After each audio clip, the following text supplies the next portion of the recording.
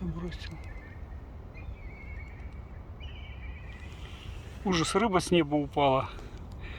Какая-то птица уронила рыбу.